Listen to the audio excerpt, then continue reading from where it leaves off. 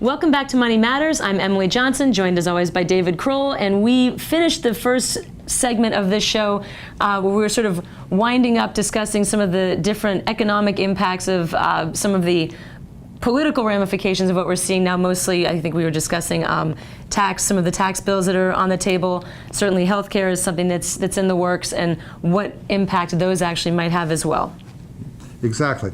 We have we spent the first half talking about interest rates, the components that go into an interest rate, the effect that that has on the bond market, the yields that are expected.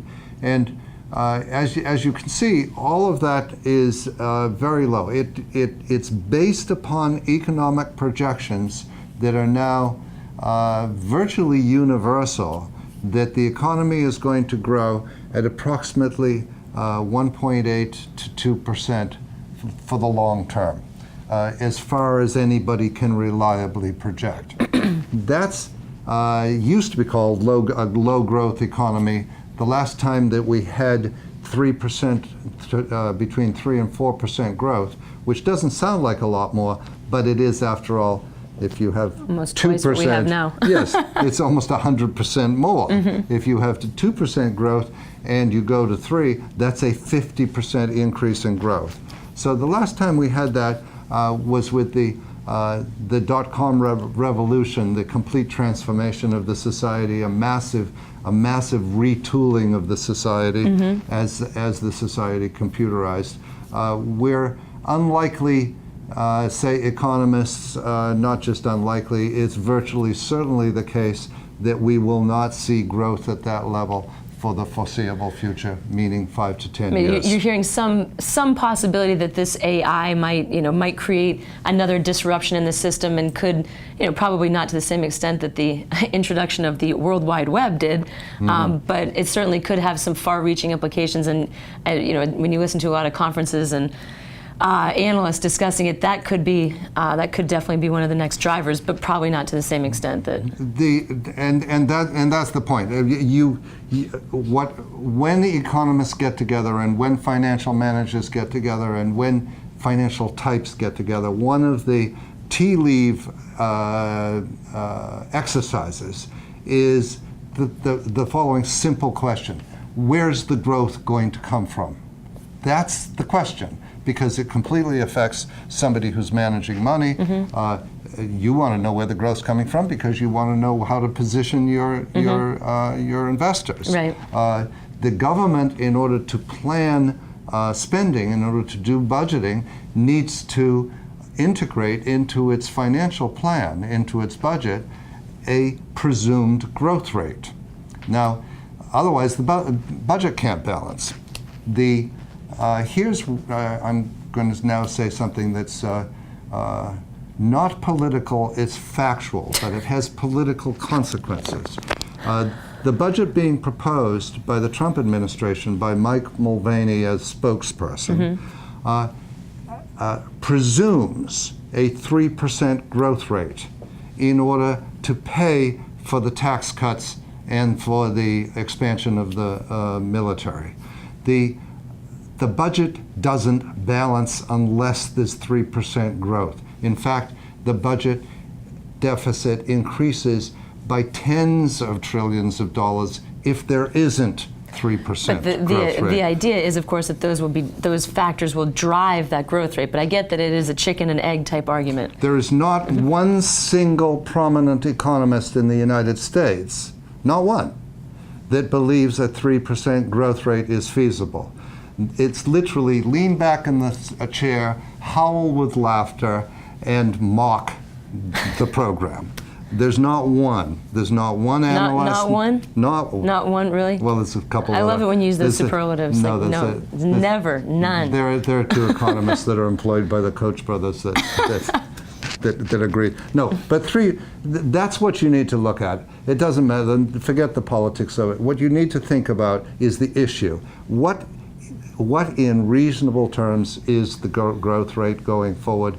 And it really does look as if the growth rate is stuck really in that 1.8 to 2%. And we are becoming more of with the baby boomers, we are becoming more of a consumption versus a production society, which Yep. again is going to hinder some growth. However, the other factor that we talk about pretty much every week is the fact that cash is just there because it needs to be invested, because your CD, even if you get a one-time get out of jail free for your CD, and they have all these other little bells and whistles that make CDs interesting again, they're still yielding like 1.05% for 2 years or something, and a 3% for a 5 to 7 year lockup or something like that. I mean, that is not a whole lot of money. No. And certainly, if you've been planning on a 5, 6, 7% draw on your funds, and you've been investing towards that, you're not getting it right now. But you also aren't going to get it by putting it under your mattress. Even, I suppose, if we have a completely deflationary market, then maybe you would accomplish that. But in theory, between taxes and inflation, even as small as it is, you still have to have your money invested somewhere. And there's tons of cash on the sidelines, just tons. So there's lots of cash invested. There's lots of cash still going into bonds. There's cash still going into equities. It's still there. There's not a there's not a stop that's occurring. There's certainly lots of private money that's being invested as well. Even if the banks aren't lending as much, individuals with cash are taking advantage of low interest rates and investing in private enterprises too, real estate and commercial real estate, new businesses, franchises, et cetera. I mean, you're seeing those types of things happen, but and the money is not going to be coming out. It's not going to come out anytime soon if demographics play any role in this. All of the major economic factors and all of the major demographic factors lead to the conclusion that we are in a very long, low growth period in the economy. I mean, some people call it momentum. Some people call it momentum investing. It doesn't feel like a train necessarily coming down the tracks right now. It feels more like the monorail or something like that. But it's moving. But the flip side is financial planning. And financial planning involves all the other aspects of your financial life, which is how much are you paying for your debt? You need to rush in and refinance your mortgage and get the cheapest possible money as soon as you possibly can to diminish your outgoings. You need to consolidate any high-cost debt that you have, either pay it off or consolidate it. Credit cards, car loans, anything that's expensive, you need to look for the least expensive way of handling that debt. You need to look at how else you spend your money.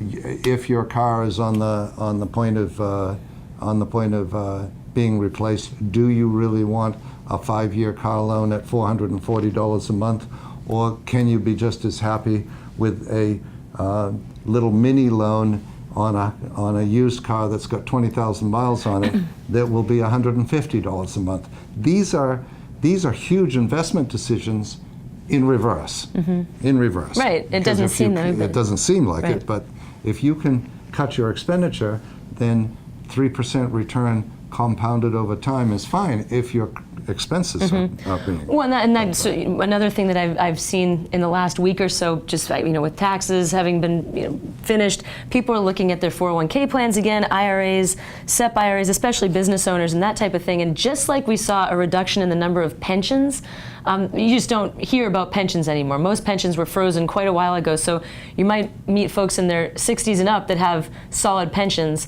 but you really don't tend to meet anybody that's younger than that. That even people that work for municipalities, teachers, et cetera, they're now given options of either fixed defined contribution plans like 401ks or 403b type pension plans, but they're still fewer and further between because the pension plans have to make promises that they can't keep anymore.